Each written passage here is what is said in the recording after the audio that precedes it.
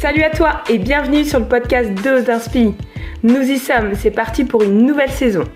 On se retrouve ou bien on se découvre. Dans tous les cas, je te promets des interviews en tout genre. Jeune élue municipale, entrepreneuse, étudiante passionnée, sportive de haut niveau et plein d'autres, ce sont eux qui auront la parole. Et c'est pas fini. Lors des émissions spéciales, tu découvriras plusieurs invités qui aborderont des thèmes en lien avec l'actualité et ils te dévoileront les coulisses de leur métier. Alors, prêt à prendre ta dose d'inspi ? Attends, n'oublie pas, dans la vie, tout est une question de dosage.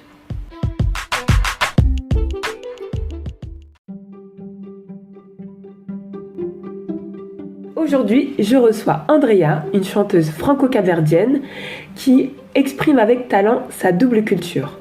Arrivée dans l'univers musical il y a 5-6 ans, elle évolue en tant que chanteuse tout en avançant dans sa vie active. Elle nous raconte ses débuts révélateurs dans la musique et son apprentissage progressif qui lui ont permis de sortir son premier album. Je te laisse découvrir tous les détails dans cet épisode. Bonne écoute à toi et surtout, prends ta dose d'inspi.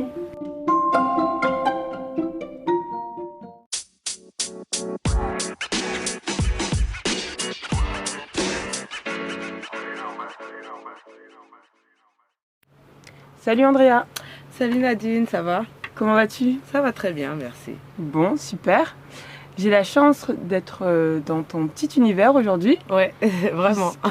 Tu m'accueilles dans ton studio où est-ce que tu fais tes enregistrements.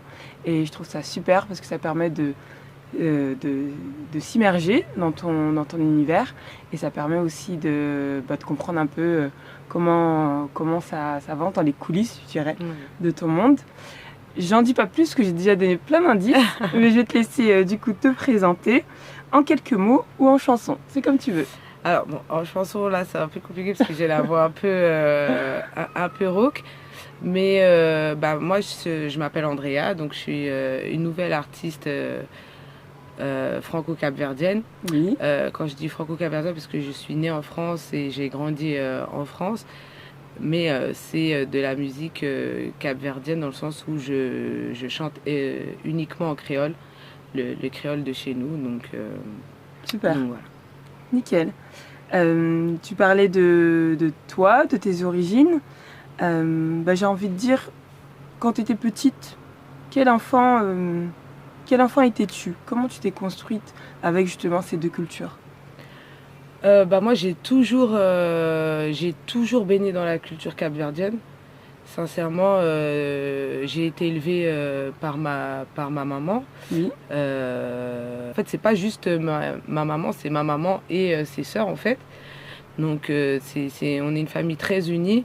On est séparés entre le Cap-Vert et la France, mais c'est vrai que voilà, j'ai été élevée par toutes ces femmes fortes et courageuses. Et elles nous ont toujours transmis la culture capverdienne. En fait, elles nous ont toujours parlé en créole. Elles ont toujours, on a toujours, même au niveau de la gastronomie, on a toujours mangé local les dimanches. Bonne ketchup, tu vois, même les bons plats voilà, du Cap-Vert. les bons plats de chez nous, bon feu joie, tu vois, donc c'est tout ça. Mais voilà, avec la musique aussi de chez nous, à part les fêtes ou pendant que ma mère faisait le ménage, etc.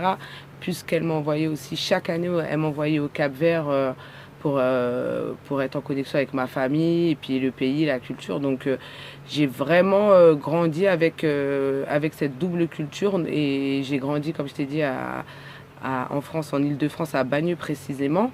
Et voilà, c'était la banlieue, donc avec d'autres influences, avec un melting pot d'origine, de génération, de plein de choses.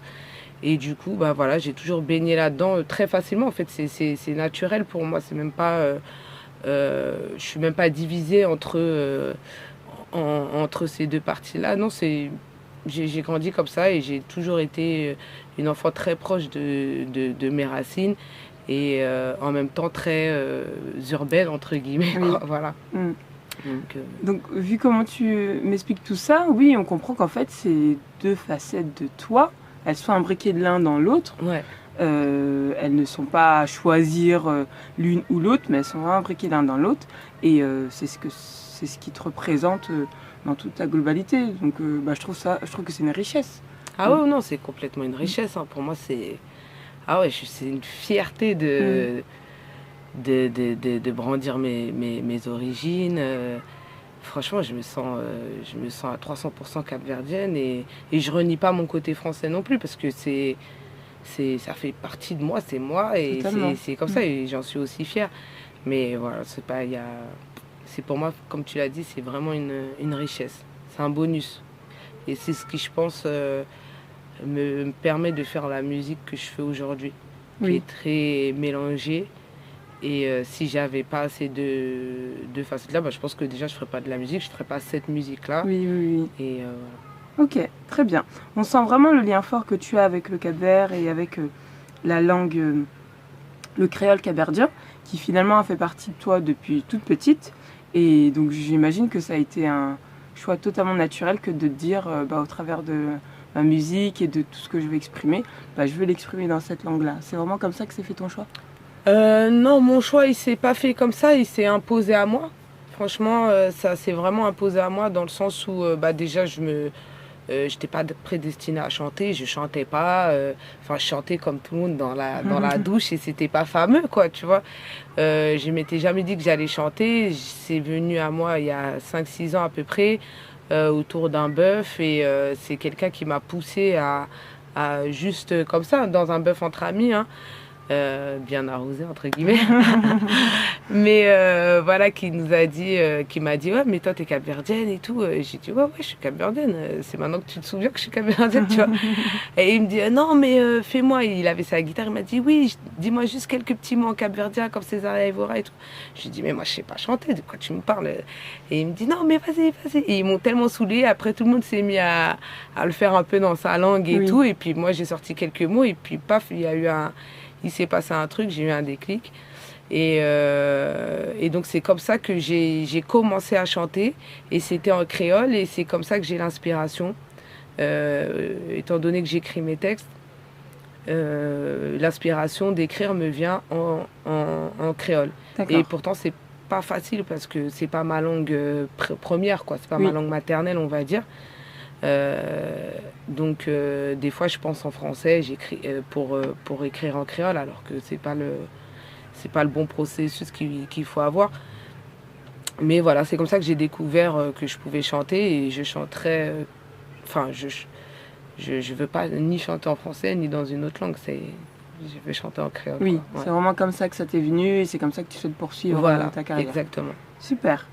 Donc c'est grâce à cet ami qui t'a boosté, qui t'a motivé pendant un moment entre amis que du coup tu as eu un peu cette révélation.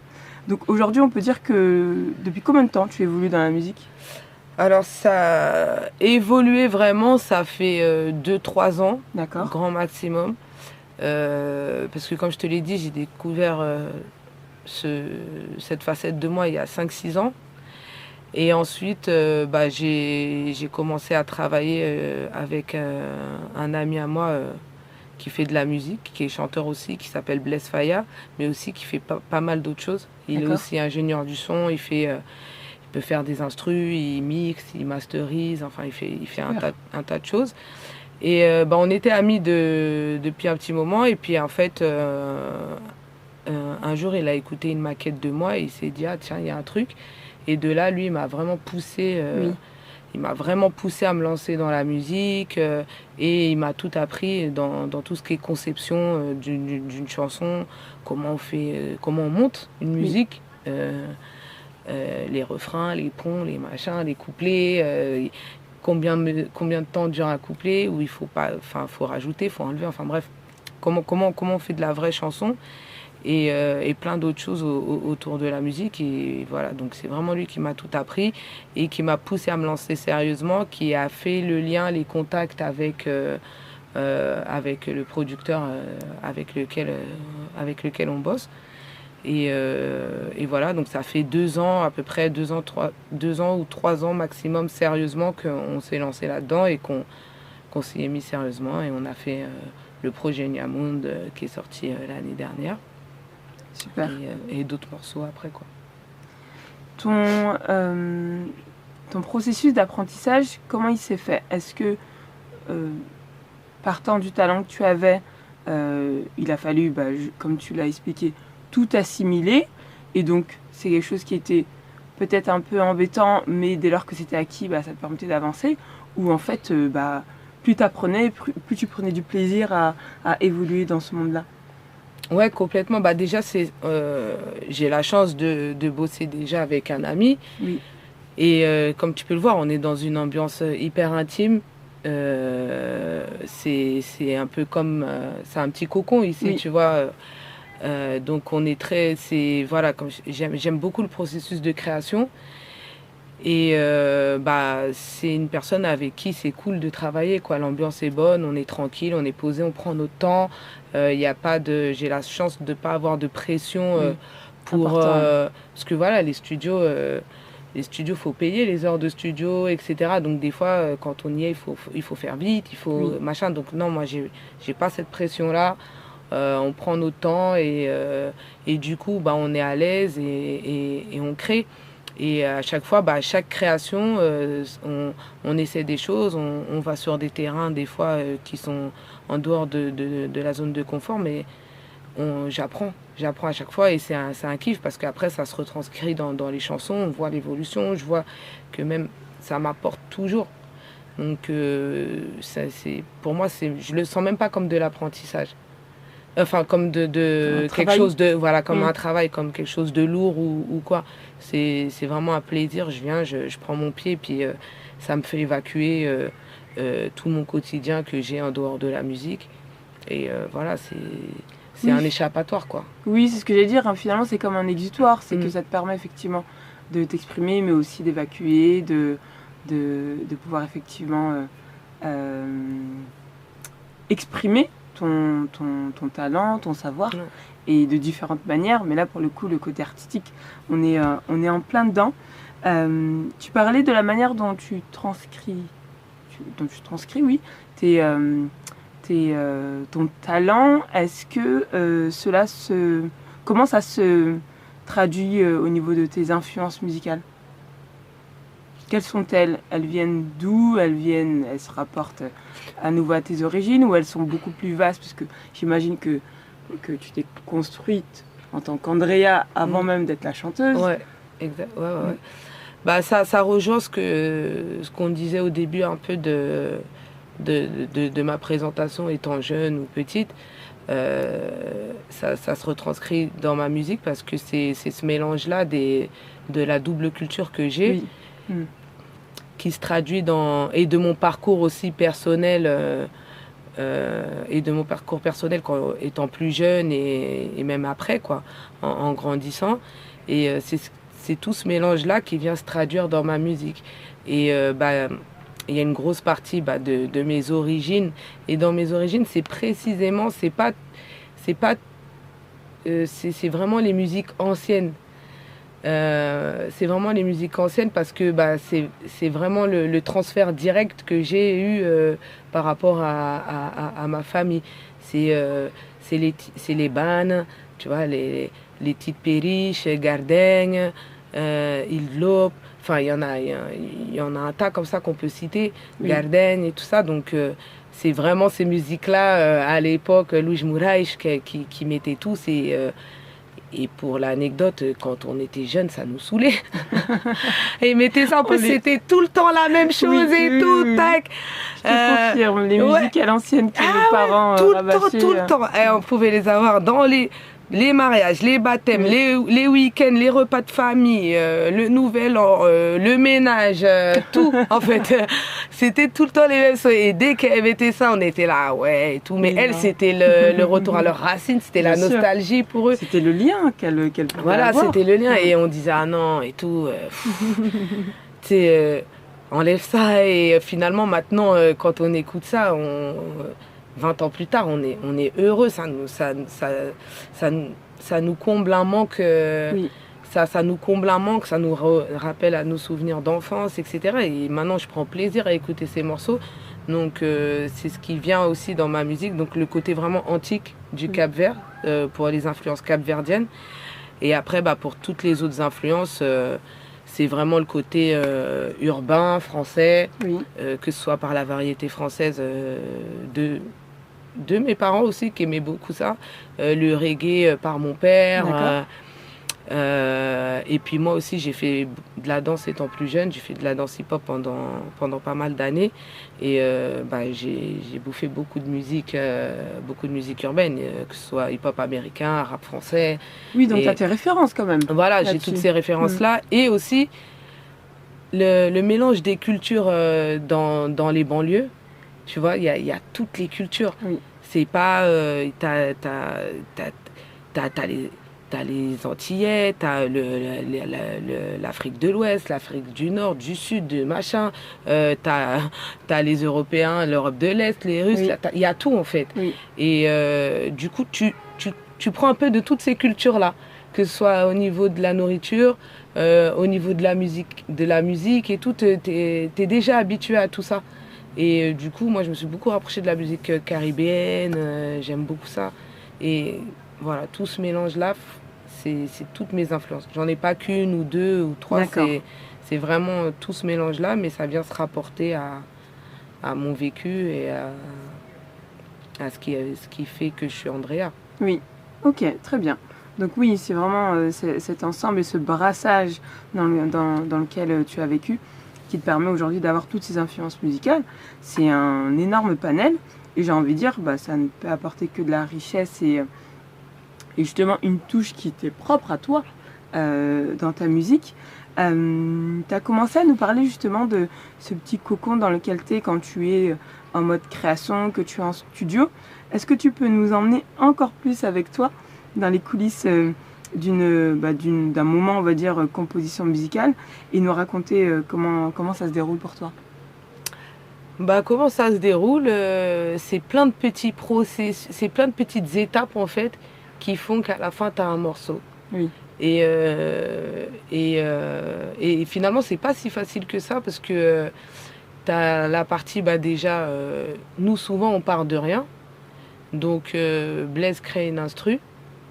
Puis il faut que ce soit une instru qui te corresponde, que tu aimes ou quoi. Donc dès le processus dès la création de l'instrumental, on est déjà c'est 90% de son boulot, mais tout le temps il me sollicite, est-ce que t'aimes, est-ce que t'aimes cet instrument là, ou qu'est-ce que tu veux qu'on rajoute. Donc on est déjà en binôme sur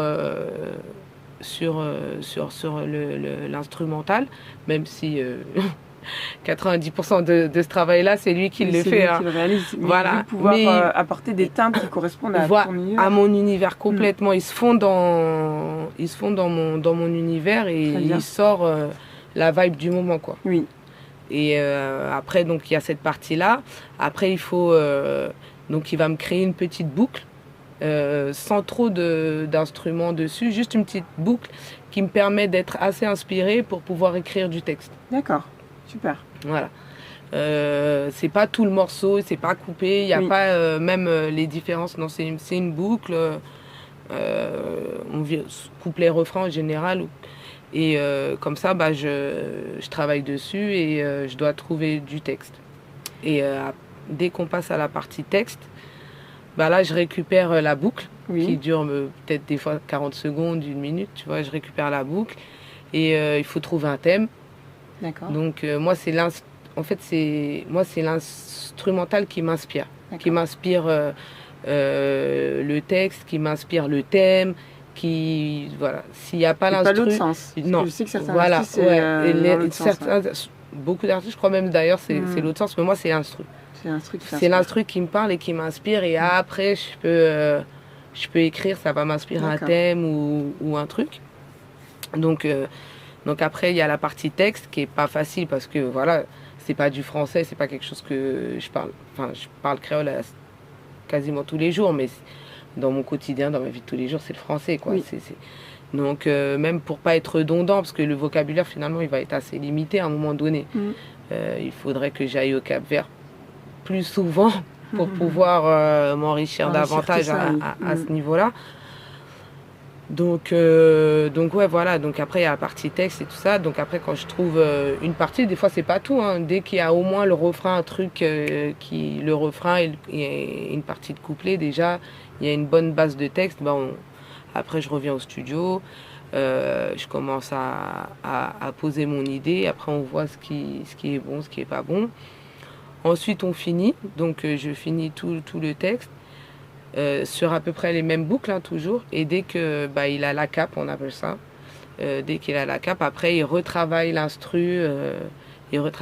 Pour lui rapporter d'autres éléments qui sont plus proches de ce que j'ai posé. De ce que j'ai posé. Et ensuite, on fait le master. Enfin, il y a le mixage et le mastering.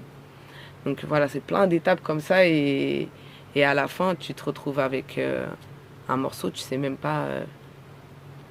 tu es fier de toi parce que au début, tu n'étais même pas sûr déjà d'arriver à faire ce morceau ou quoi, ou que ça donne ci, ça ou ça. Et dès que tu aimes ce que tu as fait, là, tu es hyper content. Et comme je t'ai dit, c'est difficile à retranscrire, ça a l'air ennuyeux comme ça, mais quand on est là et que, par exemple, j'ai fait un petit truc et que ça lui a donné une idée à lui, ça lui a donné une idée, donc sur l'instru, il va changer ça, ou il va me dire, ah, mais fais-le comme ça, pose ça de cette manière. Du coup, je vais le faire, et puis tac, enfin, cette idée-là apporte une autre idée, qui apporte une autre idée, et nous, on est à fond, on est contente, on est là, on est, ah ouais, c'est génial et tout. Ça crée un engouement, et puis c'est un partage, c'est un moment, c'est un travail en binôme, parce que finalement, l'un donne des idées à l'autre. Ah, c'est complètement ça, ce serait pas la même.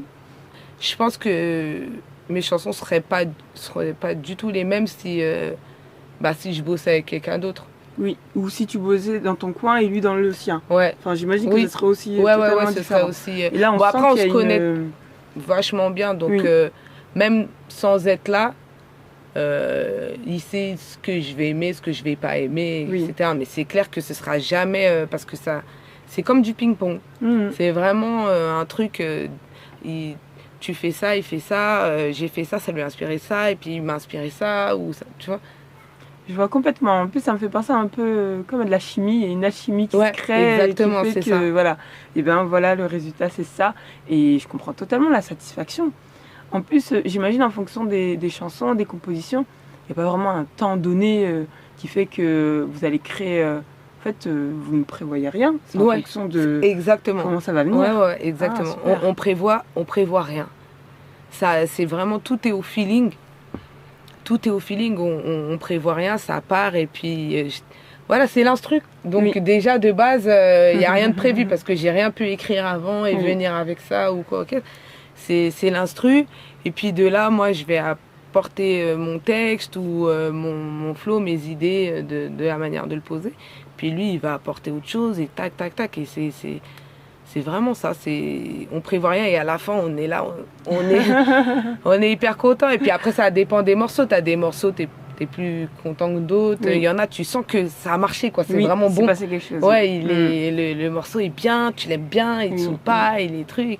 Donc là t'es vraiment fier quoi. Super. Est-ce que tu as déjà eu des pannes d'inspiration? Parce que je sais que c'est des choses qui peuvent arriver à des artistes. Grave. Oui. Ouais. Et comment on le gère du coup à ce moment-là? Il faut laisser. Hein. Moi, je laisse. Moi, je me prends pas la tête. Si ça vient pas, ça vient pas. C'est pas en forçant que ça va venir. Et quand tu forces, en général, c'est pas bon. Après, tu vas revenir après avec une meilleure inspi ou un truc. C'est ça. Même si tu forces, mais ça va pas. Des fois, il faut forcer, mais quand tu as déjà l'idée qui est lancée, qui est bonne, tu as démarré, et puis au cœur du son, tu as un trou. T'as un trou d'inspiration, tu sais pas comment rajouter ça ou comment faire le deuxième couplet ou quoi. Là, faut forcer. Parce qu'il y a déjà un truc qui est lancé qui est bon, mais quand vraiment. Et puis même, quand tu n'y arrives pas. Après, tu laisses. Moi, je laisse, et puis quand ça revient, ça revient. Hein. J'avais déjà entendu un artiste qui disait des fois, il faut composer et laisser la création maturer. Je sais pas, c'est son terme, dans le sens où il va laisser les choses comme s'il va laisser reposer, et c'est quand il va revenir là-dessus plusieurs jours après qu'il y a tellement de choses tellement d'idées qui vont lui sauter aux yeux, qu'il va pouvoir compléter, peut-être même réajouter certaines choses qu'il avait écrites. Voilà. Il y a un côté, même sur des morceaux que j'ai sortis il y a 1 an, ou que je vais réécouter comme ça, et j'ai d'autres idées sur des morceaux qui sont déjà sortis alors que c'est fini en fait. Et puis je me dis, oh purée, mais t'as vu, et ça vient tout seul. Il y a le truc ça vient tout seul. Donc c'est pour ça ça c'est sûr, il faut laisser, comme il a dit, il faut laisser maturer. Et puis après, tu reviens dessus. Il y a un moment où ça va revenir. Oui. Et après, j'ai déjà eu des pannes un peu plus longues et des moments où je suis tellement inspirée que je pourrais faire... Enfin, ça s'arrête pas. Je suis beaucoup inspirée. Et je profite de ces moments-là aussi quand ils sont là. Oui. C'est ça en fait je me dis qu'il faut faire. Chacun fait un peu comme il veut, mais moi je me dis quand c'est là, profites-en. Et je fais tout, je me mets même des instrus YouTube, des machins, quoi, j'écris du texte, enfin tout ce qui vient, j'enregistre les flows, les gimmicks, les machins. Puis après, on vient au studio et on travaille après là-dessus. Comme ça, le moment où il n'y a rien, et ben j'aurais déjà des choses, soit déjà faites et c'est pas grave, je peux prendre mon temps pour que ça revienne, ou soit j'ai de quoi travailler. Oui. Donc, très bien, puisque dans tous les cas, ça reste ta propre création. Donc c'est vraiment top. Que peux-tu nous dire, Andrea, du monde de la musique? Quand je parle du monde de la musique, j'imagine tous ses avantages comme ses inconvénients. On a tellement entendu de choses du monde de la musique avec aussi le côté revers de la médaille ou travers que du coup j'aimerais avoir ton avis là-dessus en tant que jeune chanteuse qui a eu son temps d'étonnement, de découverte et aujourd'hui comment tu vois l'avenir par rapport à tout ça? De ce que j'ai eu, de ce que j'ai trouvé de positif, dans un premier temps, il n'y a pas d'ordre, non, en fait. Ce que j'ai trouvé de positif, déjà, c'est le retour des gens. Oui. En fait, c'est les gens qui te donnent une crédibilité parce que toi, tu t'y crois pas, tu te prends pour un imposteur, même. Tu te dis, même jusqu'à aujourd'hui, je me dis, mais. Qu'est-ce que je fous là? Non, t'as totalement. Franchement, je me dis, bon, ok. Et c'est les gens, ils te disent, ouais, tu m'as fait frissonner, j'ai eu les poils, des gens qui pleurent, des gens qui me disent, mais non, mais ça déchire, ou on te comprend, ou cette chanson-là, en direct, tu l'as faite pour moi. Ils se retrouvent là-dedans. Et des choses que moi-même, je dis d'autres artistes, en fait, de chansons que j'aime et tout, et de voir ça chez les autres, c'est fort. Et la scène, c'est incroyable. La scène, vraiment, c'est... et de la plus petite échelle au truc un peu plus... j'en avais pas fait beaucoup, hein, mais au truc un peu plus... aux scènes un peu plus grosses. Et c'est fou. Moi, j'ai kiffé la scène. J'aimerais vraiment en faire beaucoup, beaucoup plus. D'accord. Et c'est vraiment deux moments différents entre ce que tu peux faire en studio et tout ce que tu composes et le rendu, etc. Et ce moment de la scène. Parce que souvent, j'entends les artistes dire « Oh là là, c'est un moment unique et privilégié avec son public », c'est ça? Ouais, c'est ça. Alors, pour moi, c'est deux kiffs ex aequo. Le processus de création. Oui, tu adores et tu prends vraiment, pleinement. Je prends vraiment. Et la scène. Mais c'est que la scène, en fait, les gens, ils te donnent. Enfin, c'est l'énergie. Tout le monde va dire la même chose, en fait. C'est ça, c'est l'énergie. T'es pas pareil derrière ton micro que... Puis t'as le stress, t'as tout. C'est plein d'émotions. C'est les montagnes russes. Mais c'est ce qu'on te donne. Ça n'a rien à voir avec quand tu es derrière ton micro. Mais c'est finalement, c'est ce qu'on te donne. Et du coup, je me dis, c'est finalement le rendu de tout ce que tu as donné en studio aussi. Ce que tu as créé, tu as composé, tu as donné de ta personne dans les mots, dans la musique que tu as pu effectivement choisir. Et finalement, les gens le reçoivent dans leurs oreilles en t'écoutant. Et ils te renvoient tout ce que tu as donné. Moi, j'ai la chance d'être capverdienne et de comprendre tout ce que tu as pu écrire dans tes musiques. Et franchement, en écoutant, je me suis dit, waouh! Si, mais comment ça se fait? C'est que maintenant qu'on la découvre, Andrea, mais vraiment, il y a quelque chose qui se passe. Et c'est vraiment formidable. Et je pense que c'est exactement ce qui se passe pour les gens. Et du coup, ce que tu vis en concert avec eux, oui, j'imagine, ça doit être hyper fort. Ouais. Pour l'instant, j'ai pas fait de gros concerts. J'ai fait un festival qui était une grosse scène. Donc, Oui. en plus, c'était pas le milieu capverdien. Donc, ça leur a parlé aussi. J'ai trouvé ça fort. Ils m'ont beaucoup donné là. C'était Super. un gros kiff. Mhm. Et voilà, j'ai fait quelques showcases et tout ça pour notre communauté capverdienne et tout. Et c'est vrai que les deux, c'était très fort. Mais il y a le ressenti qu'ont les gens qui ne comprennent pas. Il y a une différence aussi avec le ressenti quand les gens comprennent. Quand on comprend les paroles. Et ouais. quand toi-même tu chantes devant des gens qui ne comprennent pas, bah, tu ne vas pas chercher la même chose. Oui, d'accord, ok. Tu vois? Ah, intéressant. Tu vas pas chercher la même chose, tu vas pas mettre forcément les mêmes morceaux, Oui, tu vois. d'accord, ok. Il y a tes morceaux phares, tu les mets partout. Oui. Mais il y a ceux qui touchent mais il y a des morceaux que tu vas adapter parce que ce public-là, il comprend pas. Et il faut toucher leur émotion. Oui. Que ce soit la joie, la peine, la tristesse, nostalgie, peu importe, tu vois. Mais il faut toucher l'émotion. Et quand tu chantes pour des gens qui comprennent ce que tu dis, le renvoi, c'est pas le même. D'accord. Tu vois, des fois ils vont taper, ils vont même te répondre à ce que tu dis, tu vois. Enfin, ouais, il y a une petite communication qui se fait, tu vois, ils vont dire en plus, bon, tu connais la communauté capverdienne, même lusophone un peu en général, tu sais, ils aiment bien répondre, ils disent, si, signor, c'est ça, ouais, tu vois, ouais, si, courageuse, ouais, tu vois, non, je criais, courageuse. Complètement. Tu sais, ils viennent te... Et le fait qu'ils comprennent, tu vois, même ce que tu dis, tu dois bien le dire, tu vois, pour que ce soit perçu, tu dois faire attention et tout. Donc c'est autre chose. Et c'est vrai que c'est un kiff les deux, mais c'est différent. Super. Ok. Donc la scène, ça fait partie des points positifs que tu as pu, en tout cas, embrasser depuis que tu es dans le monde de la musique. Est-ce que tu vois d'autres choses dans le positif? Dans le positif, et ensuite on pourra parler après, aussi ouais, c'est les relations, les relations que tu peux faire avec les gens, les artistes. Oui. Les rencontres. Voilà, c'est ça, c'est les rencontres. J'ai 3 featuring. J'ai 3 featuring à venir.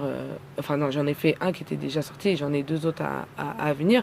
Et c'est vrai qu'à chaque fois, les rencontres avec les gens, j'ai la chance de ne pas tomber sur des personnes qui se prennent pour des stars ou je ne sais quoi. Mais enfin, c'est toujours des personnes très simples, très gentilles.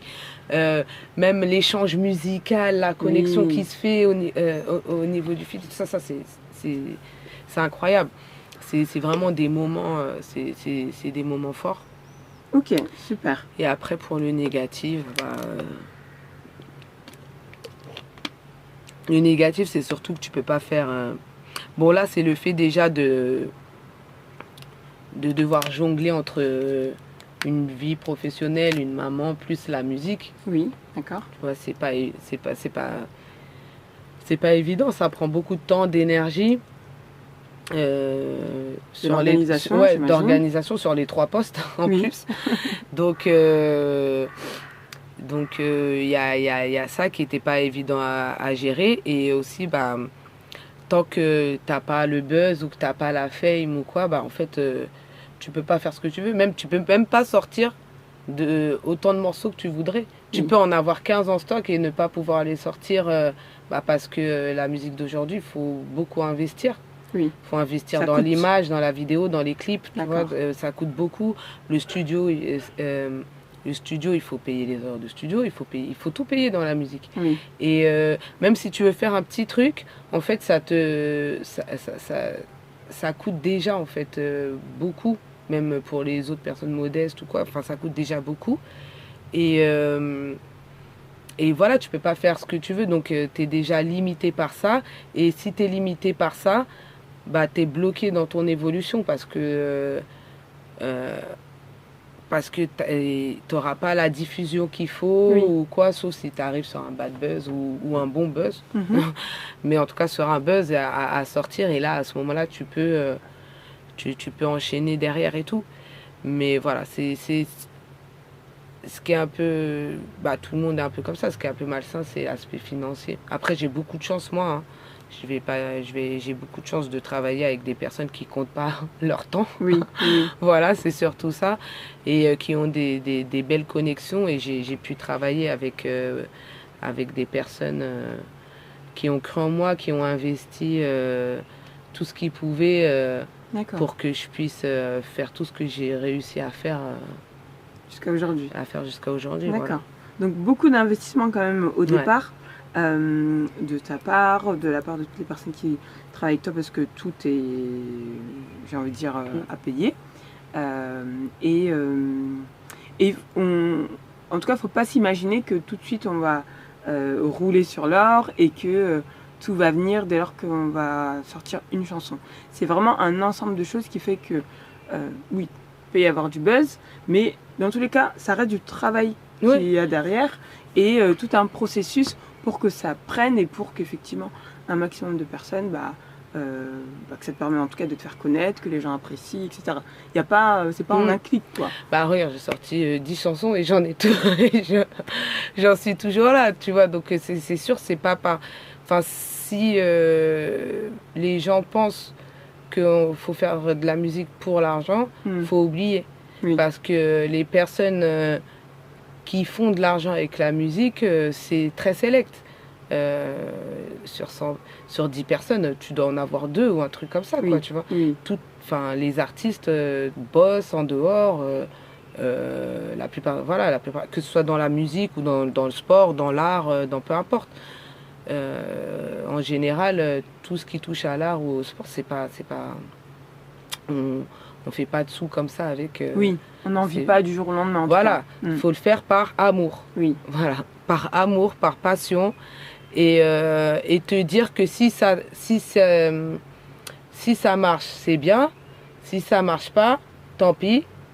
Au moins, t'as donné ça. Et t'as fait ça, t'étais content, t'as sorti ton projet, t'as sorti tes trucs. Et tu le fais par amour. T'as fait. Il faut être content de ce que t'as fait. Si ça s'arrête ou si ça reste comme ça, c'est très bien, t'as déjà eu ça. Faut se préparer aussi dans la tête. Faut pas partir comme si ça va marcher. Faut se dire que ça va marcher. Faut pas être négatif. Un côté optimiste. Voilà. Donc, mais tout en gardant en tête le scénario. Voilà, si ça marche pas, tant pis. Il faut rester simple, tranquille et puis on continue. Soit tu continues de faire de la musique parce que tu aimes, ou sinon tu arrêtes et puis. Tu te mets dans une voie qui, tu es sûr, t'apportera de l'argent au moins. Mais voilà, faut vraiment le faire par amour et par passion. Et voilà, si ça marche, c'est bien. Si ça plaît, moi, je suis déjà contente déjà de voir tous ces milliers de vues, les gens, même les commentaires, les gens qui aiment ta musique, qui sont là. Il n'y a aucun mauvais commentaire. Franchement, je suis hallucinée par ça. Tu vois, à chaque fois. Il y a des revers au niveau d'Internet, ou en tout cas, dès lors qu'on est visible par d'autres personnes qui ne nous connaissent ni d'Ève ni d'Adam, j'ai envie de dire. C'est ça.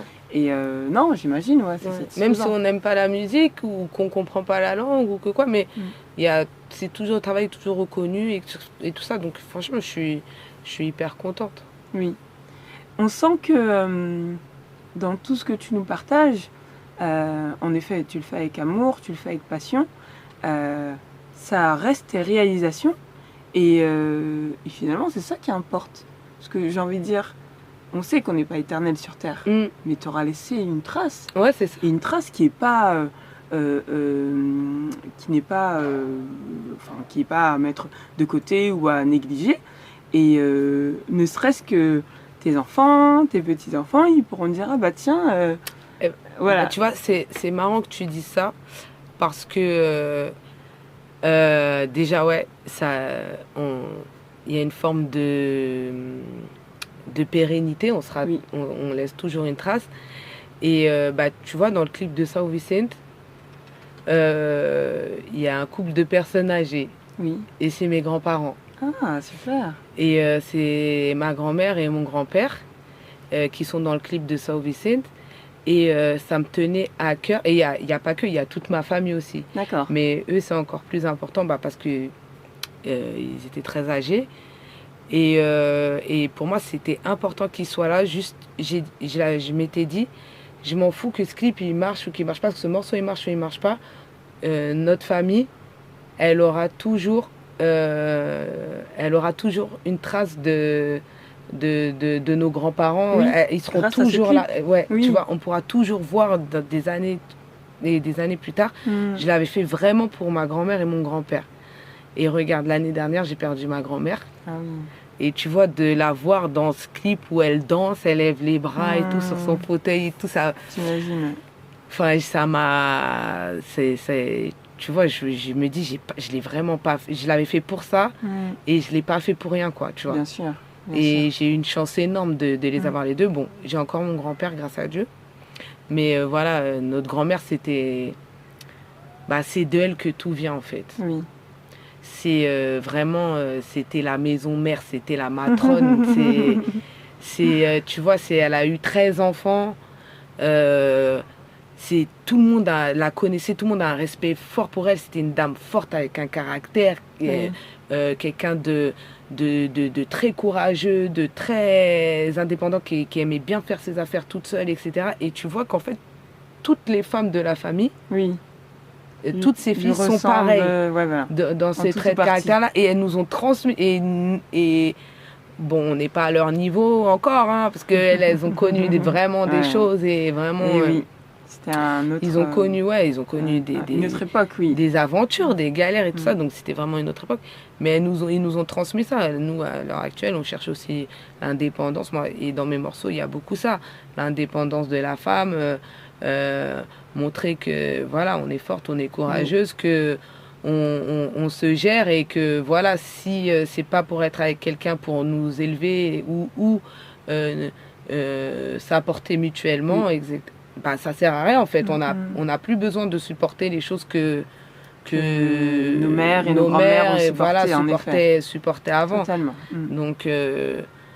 Donc là, on peut imposer notre respect avec toute l'indépendance qu'on acquiert et qu'on arrive à avoir maintenant. C'est exactement ça. C'est un héritage. Ouais, c'est un héritage. Et c'est pour ça, voilà, la pérennité. Tu vois, ma grand-mère, c'était ça par rapport au morceau. C'était même pas par rapport à moi pour être là d'ici 100 ans, 50 ans, 15 ans, 20 ans. C'était vraiment pour ma famille, quoi. Oui. Non, mais c'est super beau en tout cas ce que tu nous partages. Et on sent, tu l'as dit au début, on sent ce côté famille qui est très présent dans ton quotidien, dans ton monde. J'avais prévu cette question, mais je devine peut-être un peu la réponse. Tu vas me dire ce que c'est, puisqu'on est sur le podcast Dose d'Inspi. Depuis le début, tu nous partages justement multiples moments, temps et manières dont tu fais que tu procèdes pour en tout cas être inspiré. Moi, je trouve que tu inspires énormément de par ce que tu insuffles, de par ta musique, de par les messages que tu nous transmets. Vraiment pour ça, merci. Et je me pose la question, qui sont tes doses d'inspi au quotidien, toi ? Ah, moi, mes doses, j'ai déjà tout dit, mais moi, ma dose d'inspi, c'est ma mère et mes tantes. Voilà, et ma famille. C'est ça mes doses d'inspi, c'est ma famille.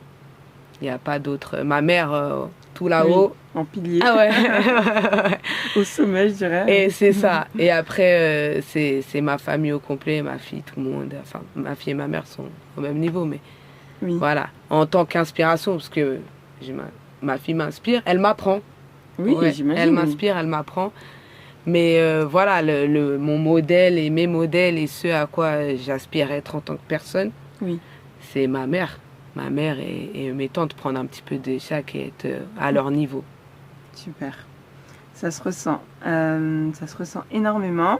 Bon, on va les remercier, parce que c'est aussi des moments faits pour ça. Ah, c'est grâce à elle que je suis là. C'est grâce à elle que je suis là. C'est grâce à elle que vous pouvez écouter ça.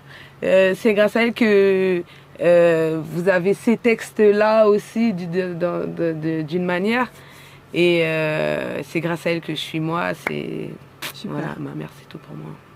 Super. Bah, merci. Merci Andrea. Tu nous as partagé plein de choses. Vraiment, j'ai envie de te souhaiter le meilleur pour la suite. Et j'ai envie d'en savoir un peu plus justement sur tes projets à venir. Alors, pour les projets à venir, donc on a été un petit peu calme ces mois-ci, mais c'est C'était pas pour rien. Dormir, voilà, hein. c'était pas pour dormir. Donc, déjà pour commencer, pour pas vous laisser tout ça de temps sans rien avoir à vous mettre sous la dent, il y aura un petit morceau qui devrait sortir avant l'été. Oui. Ou début d'été. Et voilà, ensuite, au retour pour la rentrée, il y a un nouveau projet donc, qui va voir le jour. Et voilà, ça va pas mal s'enchaîner avec plusieurs clips, des featuring. Voilà, il y aura beaucoup de choses. À peu près un clip par mois, je pense. Ah, super. Voilà, on va être régalés. Voilà, là, vous allez être... Là, voilà, j'ai un nouvel EP qui sortira. Donc, il y aura à peu près 3 ou 4 clips, il me semble. Et dont un que je vais tourner au Cap-Vert cet été. Yes. Parce que je pars déjà en vacances. Oui. Je pars en vacances et voilà, fallait en profiter. Bien sûr. Tu vas te ressourcer. Fallait en profiter, temps, voilà, pour en ressortir de là avec quelque chose aussi. Et donc voilà, je vais tourner un clip au Cap-Vert. Normalement faire quelques petites prestas. Super. Donc voilà, j'attends tout le monde déjà à Saint-Vicent pour commencer. Et ce serait la première fois que je vais chanter au Cap-Vert. Ah, super. Donc devant le public capverdien du Cap-Vert. Yes, et ça, yes. c'est une pression. Et tu auras peut-être aussi pas mal de gens de la diaspora, parce que si tu pars cet été, c'est quand même une période où pas mal de gens vont en vacances. Oui. Donc finalement, tu auras peut-être un peu le mélange des deux, mais oui, là, tu es au niveau local, donc tu vas rencontrer les personnes de là-bas. J'ai envie de dire qu'on invite tout le monde, hein, qui seront à Saint-Vicent cet été, à venir te rencontrer et à te voir en concert. En tout cas, l'invitation est lancée. Vous ne direz pas que vous n'étiez pas invité ou que vous n'étiez pas au courant. C'est ça, c'est ça. Donc vraiment top. Écoute, c'est super. On te souhaite plein de belles choses. En tout cas, tu nous prépares plein de surprises hein, et plein de choses en perspective pour encore plus effectivement faire évoluer ta musique et la représenter au mieux. Et puis, j'ai envie de dire, continue merci Nadine. Je vais continuer de toute façon. Tant que j'ai la santé et que voilà, tant qu'il y a la santé, on peut faire les choses. Donc je vais continuer. Nickel. Et je te remercie beaucoup Andrea. C'est moi qui te remercie. Je te souhaite plein de belles choses et je te dis à bientôt. Et à bientôt et merci à Dose d'Inspi. Oui, bye bye. Bye.